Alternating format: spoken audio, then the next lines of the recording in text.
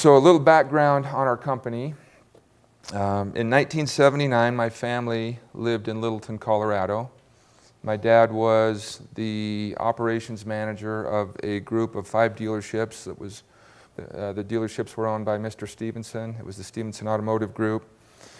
And we were on year-round school over there, and we had a 2-month off period in the spring and the fall. And one of the things that was really amazing and impressive to me is that even though my dad was working crazy hours even back then, he would always find time to take a week or so off in the spring and the fall and take us on a family vacation. And often it was in an old Land Cruiser, an FJ55 wagon. And often that took us to somewhere in southern Utah, usually Moab, which is probably a big reason I love Land Cruisers and love southern Utah to this day. But in 1979, we took our vacation to Lake Powell. We rented a houseboat and had a great time as a family out on the lake, and decided on the way home that we would drive through Salt Lake City. Both of my parents were born and raised in Salt Lake City, so my grandparents and all my aunts and uncles lived here, and my dad wanted to see a few of his friends. So we took the long way home, spent a few days in Salt Lake, and it was during that period, or during that visit, that my dad wound up scheduling a lunch appointment with two men, Tony Hernandez and Hugh Gardner, who owned Toyota of Murray at 5680 South State Street. And my dad invited me to tag along, so the 4 of us went to a little Mexican restaurant in Midvale, and they were kind of reminiscing and talking about this and that. And almost, not really sarcastically, but somewhat casually, as we were getting up to leave, my dad said, "So guys, when are you going to sell me your Toyota dealership?" And they said, "How about today?" And I remember literally sitting back down at the table. They'd started busting the table, and we sat back down at the table, and my dad and Hugh and Tony hammered out the deal points, which my dad later summarized on a check stub and gave them a $10,000 earnest money deposit, which they cashed. And then right after they cashed it, they got cold feet. This is something not many people know. They got cold feet and decided they didn't want to sell the store, but because the check stub was essentially the contract and they had hammered the check, they were obligated to sell. So, as was mentioned, we now have 10,000 employees, 46 states, 7 business units that include automotive, real estate, insurance, finance, sports, retail, and our parent company, Miller Management Corporation, which oversees all of our support functions such as accounting, taxes, legal, IT, HR, and so on. So with that background, I'd like to share a few of the core principles that make our organization who we are. But before I do that, I'd like to just share a few of my thoughts from my personal experience in the organization to give a little bit of context to those values and who we are. First of all, I love my job. It is a privilege for me to go to the office every day and work with so many loyal, hardworking, quality people and be part of an organization that has so many resources to get so many things done. And I don't say that to boast. I say that out of gratitude and appreciation.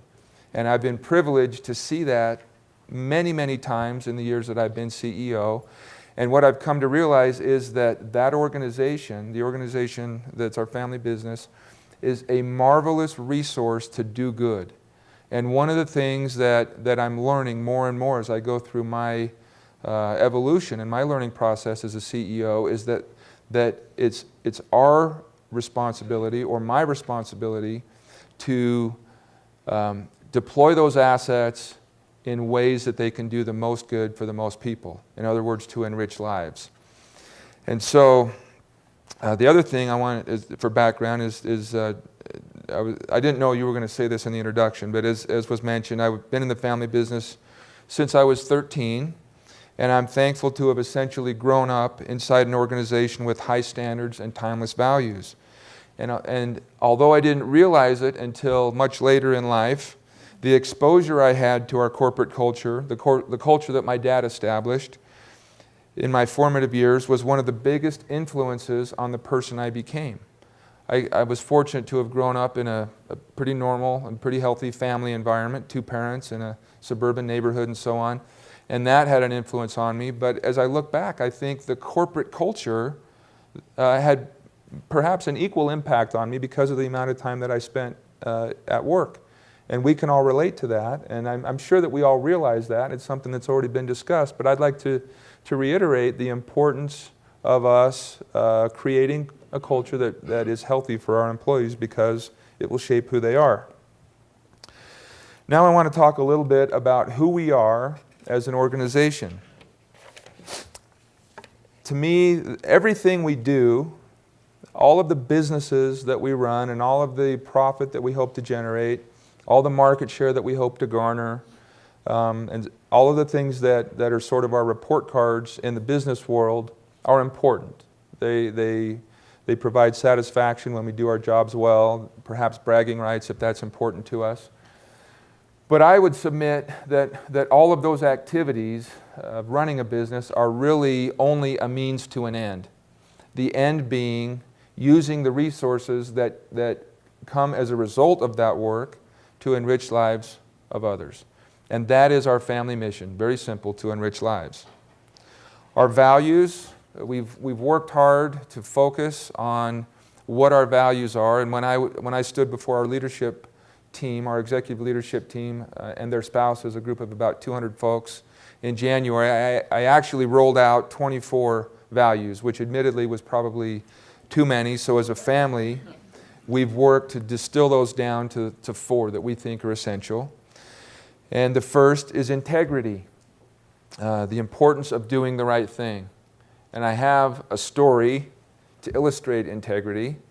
And as you can probably imagine, my dad was pretty hard on me and all of my siblings. He wasn't any harder on me than he was the others, I guess. But he was very critical. And one of the things, like, if it was a fate worse than death to have him riding shotgun while I was driving, because it didn't matter how perfect I was.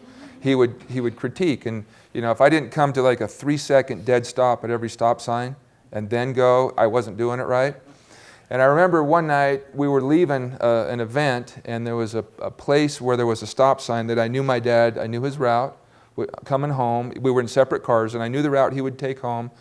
And so I thought, I'm going to see if he practices what he preaches. So I jumped in my car early, and I drove through the stop sign. I stopped completely, and then I went and kind of parked in an area where I knew he wouldn't be able to see me, and waited for him. And I could recognize his car in the dark. And here he came around the corner, and I thought, there's no way he's going to stop, because it was a place where there really shouldn't even be a stop sign. There was no real need for it, in my opinion. And here he comes, and I'm looking. He came to a complete stop, paused for probably a second, and then he went down the hill.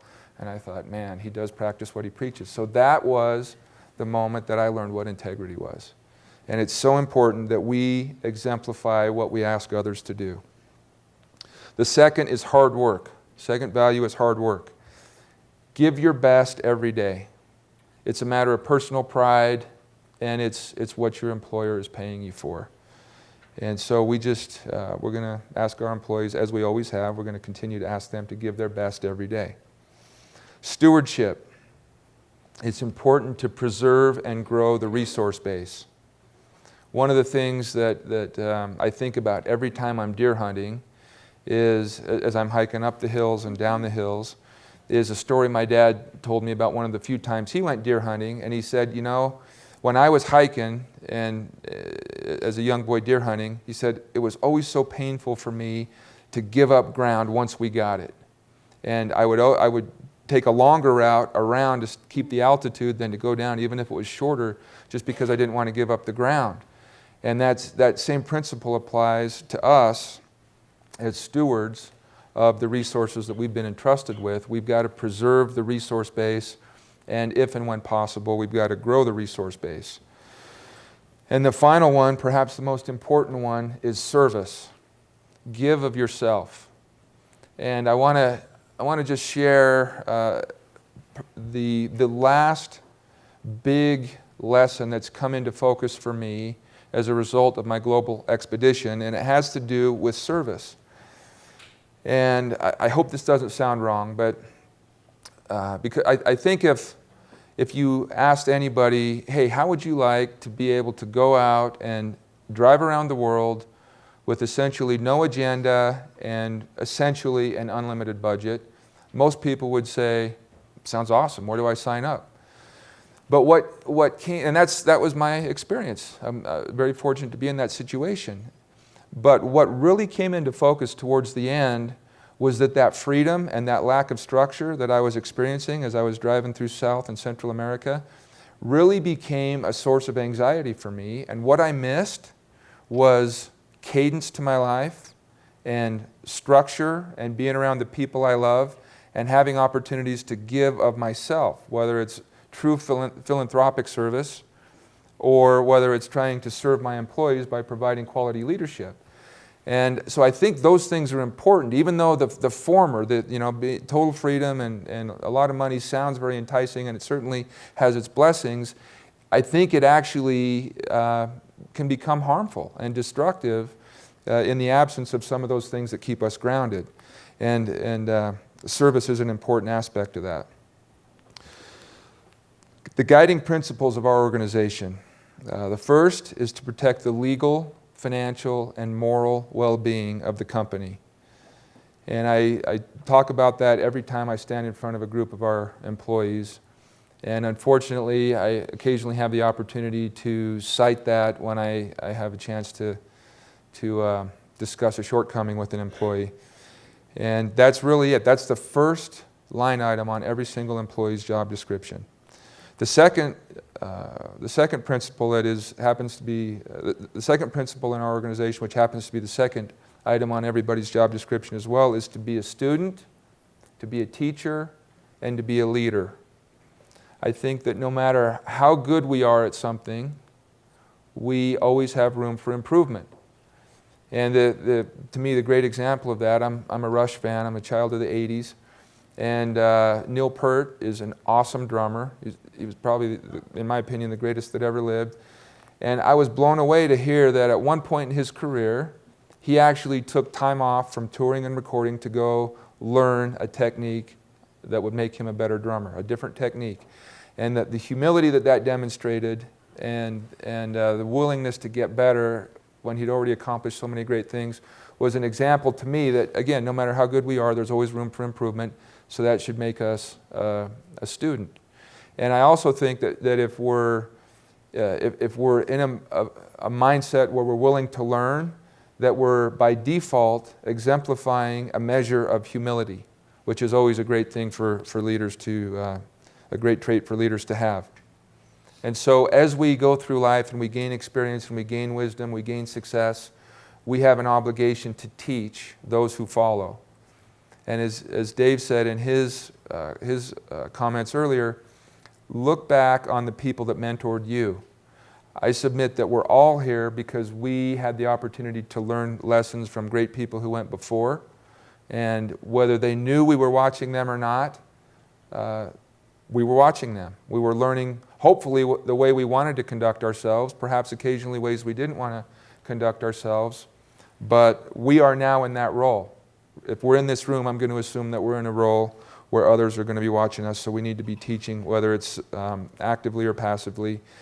And then I think if we're a student and a teacher, then almost by default that creates an element of leadership. It certainly doesn't constitute leadership completely, but it takes a big step towards allowing us to be leaders. The third guiding principle that I think is easy to lose track of, especially in today's hypercritical environment with social media and traditional media and the liberal mindset, is that when we go to work every day, it's really important that we have a little fun, make a little money, and take care of the customer. Not necessarily in that order, but if we're not having fun, the other two may suffer. If we're not making money, the other two may suffer. Certainly, if we're not taking care of the customer, we're not going to have any fun or make any money. And again, to expand on the point of enriching lives, there are several ways that we hope to do that as an organization. One is to create quality jobs where people have a healthy work environment, free of inappropriate images on the walls, hopefully free of inappropriate language, where they can feel safe, well lit, clean, etc. Also where they have opportunities to grow and develop and move up the ladder, if that's something that they aspire to. Which is interesting, if and when they have that aspiration, as that growth, I think they actually lend more to the organization, which as they do that, the organization grows and becomes more profitable, and with that profit, we're able to grow the business, either through startups or acquisitions, and we recycle the majority of our profit into the organization to grow it. But then we've been fortunate also to be able to peel a little money off, but it goes beyond just the profit and the growth in the organization and the education. It goes through the way we conduct business with our customers. It's demonstrated through the facilities that we build and the communities that we operate in and the way we keep up those facilities. It comes from the way we conduct ourselves and the way our employees volunteer in the communities and so on. So when you really start looking at it, there are a lot of ways that lives can be enriched, and the business hopefully is the primary or one of the primary catalysts to make that happen. And then finally, the phrase that my dad coined, unfortunately on his deathbed, but he actually had business cards made with his name and this phrase on it before he passed away, and that is, go about doing good until there's too much good in the world. And it's kind of a novel concept. It's kind of cutely worded, but it's an interesting challenge, and it's one that I think we as an organization, the employees in our organization, have taken seriously. And just in closing, may I suggest that each of you in your capacity as an HR professional are in a position to influence the culture and your business and the business practices within your organization. I challenge each of you to find new ways to use that influence to make your organization better, and by so doing, to enrich the lives of those who comprise it. Thank you very much.